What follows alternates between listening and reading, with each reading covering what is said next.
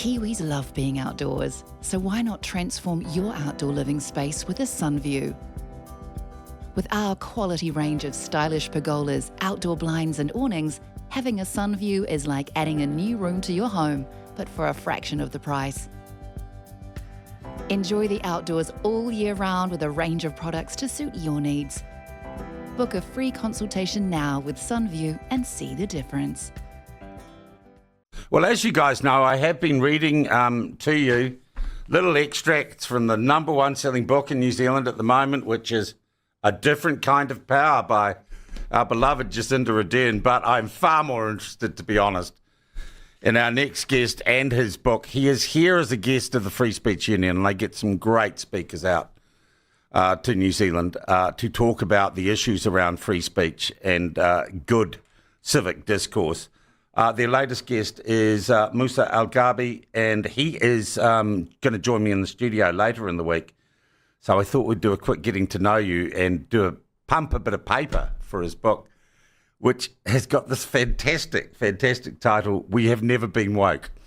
He joins us, I'm presuming, from a hotel room somewhere right now. Look, lovely to meet you. Welcome to New Zealand, or g'day as we say. First visit here? First visit here. Yeah, I'm in Auckland in a hotel room. You guessed correctly. All right.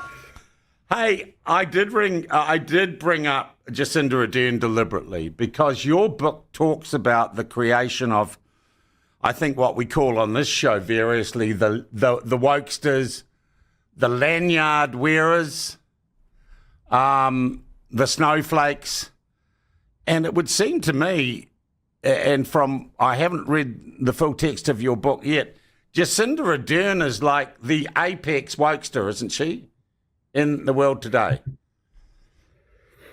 Well, well, in the sense that there are a lot of things about Jacinta that are appealing to people like symbolic capitalists, these kind of people who work in the symbolic professions, consultants, media people, academics, and so on, much the same way as like Kamala Harris was in the United States, in that the way she presents herself is as a kind of knowledgeable technocratic person who's surrounded by other knowledgeable technocratic people.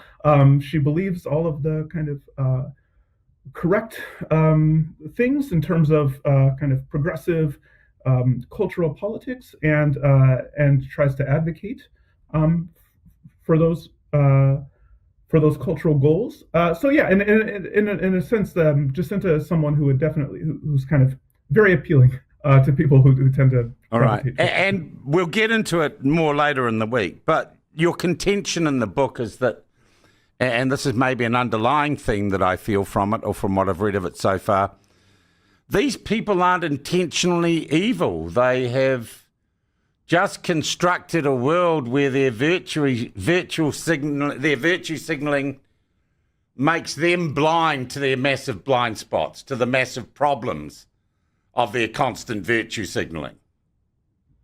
Yeah, one of the things that I stress in the book is that these professionals, they create a lot of social problems, but we often understand ourselves to be advocates for the desperate and vulnerable in society and so on, and our understanding of how we understand ourselves and what we're doing interferes with our ability to see the role we actually play in society, the ways we cause social problems.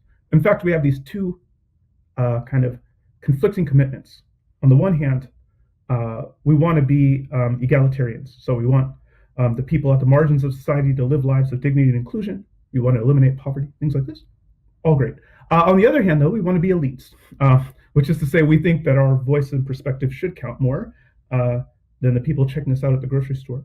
We think we should have a higher standard of living than the people delivering packages to our doors. And we want our children to reproduce our own social position or to do better than us. And these two sets of commitments, both sincere, both very sincere, are in fundamental tension. You can't actually be an egalitarian social climber, right? It's a contradiction in terms. And so what I argue in the book is that when these two sets of sincere commitments come into conflict, as they often do, the desire to be an egalitarian, the desire to be an elite, it's often the desire to be an elite that ends up winning out and kind of distorting how we pursue these social justice goals.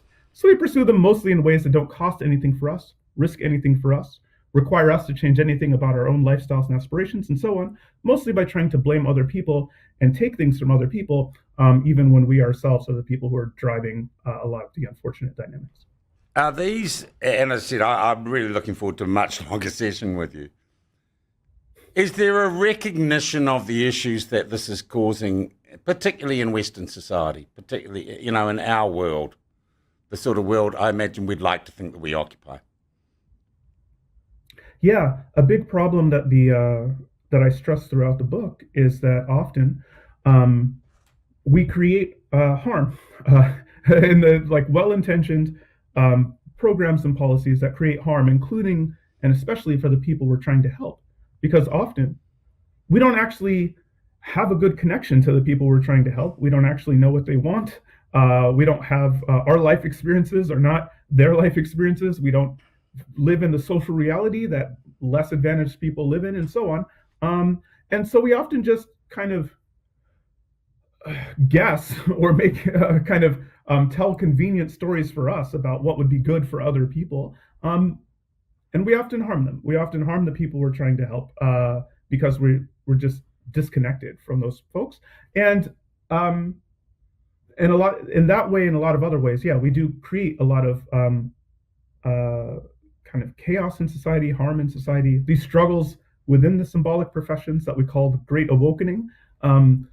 As I show in the book, they don't actually seem to do much of anything to help the genuinely marginalized and the disadvantaged in society. It's mostly elites jockeying for power and status. And so, yeah, this is the thing that I deal with a lot, is how a lot of these kind of social justice oriented narratives and actions, not only do they not do good for the people that we say we're trying to help, but sometimes they damage them. Social harm. All right. Look, I know you're probably jet lagged, and that was an introductory interview. We'll talk longer later in the week. What is your general schedule? You're in Auckland tonight, is it? Speaking tonight in Auckland? Yep. Yeah. I'm going to hit up Auckland tonight, and then I believe Wellington, and then Christchurch, and then Dunedin. Dunedin and fsu.nz is where you go to get. And look, I hope to get along to listen to you as well if I can get over this cold I've got. Thank you for coming down under. I look forward very much to a longer chat. Is the book in bookstores at the moment in New Zealand? Yeah, it should be. Okay, because I've got to say people should go out and get it today and have a read so they can maybe ring in and ask you some questions when we have you in the studio. It's called We Have Never Been Woke. I like the title. Do you know how someone is woke? They'll ask you, what does woke mean? That is a guarantee that they're a woke person. I thank you so much for your time. I look forward to meeting you in person. Cheers.